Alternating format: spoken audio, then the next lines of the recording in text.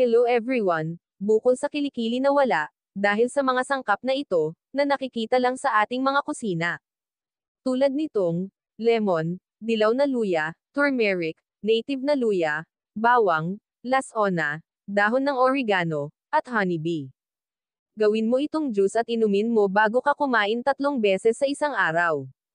Panoorin mo itong video ko para alam mo kung paano mo itong gawin.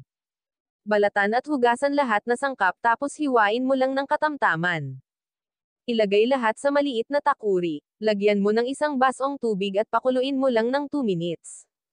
Tuldok. Pagkatapos mong mapakuluan, hintayin mong lumamig, tapos saka mo ay blender hanggang pinong-pino, para lahat ng katas ay lumabas siya. Tapos kunin mo ang strainer para alisin mo ang natitira pang laman at maging smooth ang katas ng juice nito. Pagkatapos ilagay sa baso ang juice at haluin mo na siya ng 1 spoon honeybee,